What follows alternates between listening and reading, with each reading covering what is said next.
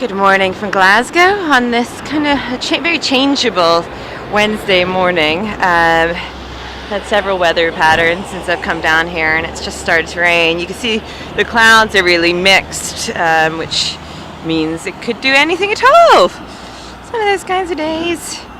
So I was down here for about an hour and a half, I'd say, and now I'm done.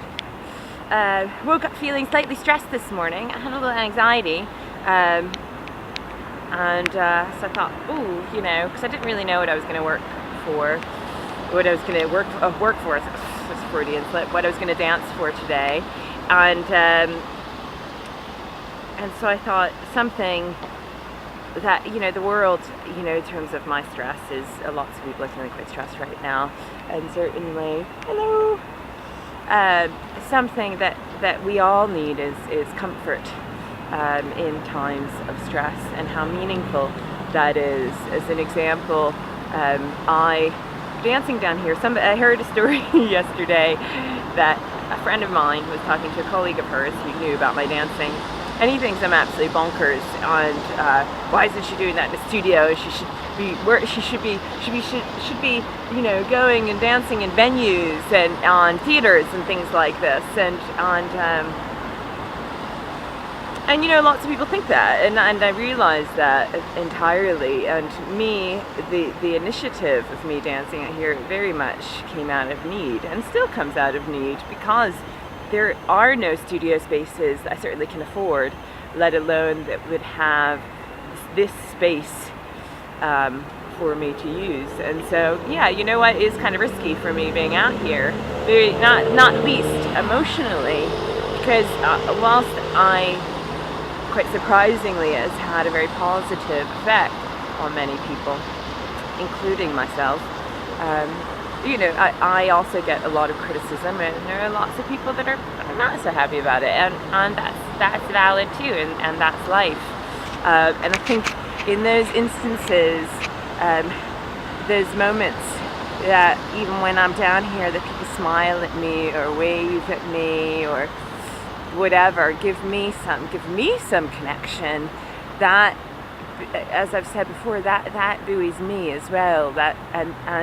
And that gives me comfort, because the alternative is that I don't dance at all, because this is the best that I could do. And I think there are lots of examples, and in particular right now, as I was saying about people being about work. I made that I said that by accident in the beginning. And there's so many people out of work right now, and I think that there could be a tendency to have to keep yourself focused on the negative aspects of that, as opposed to thinking, how is it I can be the best in this situation? This idea of making the best in the situation. This practice that I do, it expands my mind. It nurtures my heart, and it strengthens my body. And it serves the community. And to me, these are the most ultimate principles of life, of living.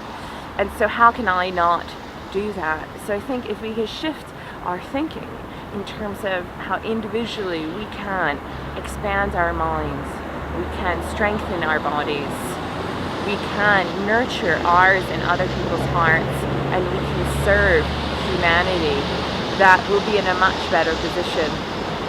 So I was dancing for that today. I'm feeling less anxious. Still have a little bit of anxiety today. I think I'm just, as I am part of this world, I do have those stresses that everybody has. I need to figure out what that's about and what I can do with that. But in the face of that, I have this greater process that is working through me, and that is the light that continues to burn bright inside of me. I think this thing of work is crazy. I think work is a bit insane, and the roots of the word work come from a military term And I think that to a certain extent, I think a lot of work is really insanity. I think that is true madness. I think engagement is another thing.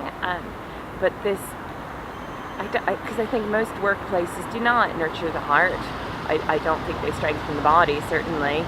And well, it depends what work. But there are very few work environments that to the individual strengthen the body, nurture the heart, and expand the mind. And I think that is a huge part of why we're on this planet. And serve. I think you'd be hard pressed to look at any industry at all that can do all of those things. So in a way, every industry, and I know it's a very controversial thing to say, is hugely destructive. And so I think there needs to be a radical shift. So I feel that this is what's happening now is a really difficult thing within the economy. But I think that what the original intentions of all these things, it's just gotten a little bit out of control, I think, and not in a good way. And so I don't know what that means, because I am, as I said, feeling the anxiety of those aspects myself.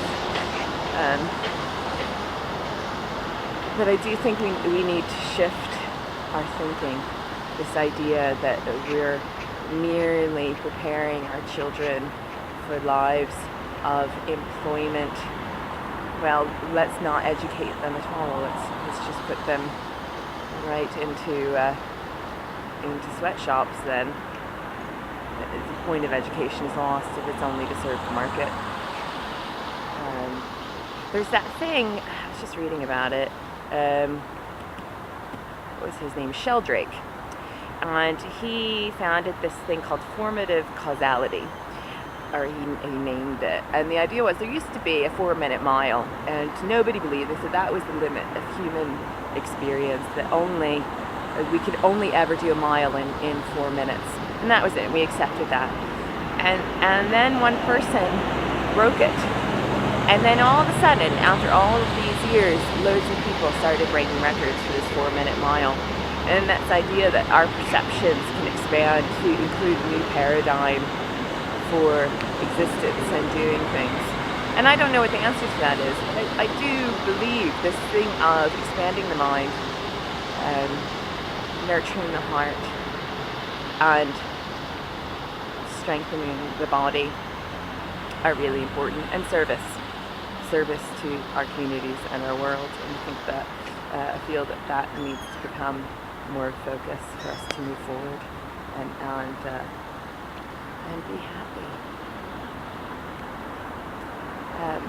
So anyway, that's my thought for the day. I'm gonna go tend to the things that need tending, see how the day progresses. So have a lovely day, and I'm not going to be here tomorrow. I'm going to be in Public Shields because I have another engagement in the morning. So, but I'll be back at the Brutal Law on Friday. Okay, have a good day. Bye.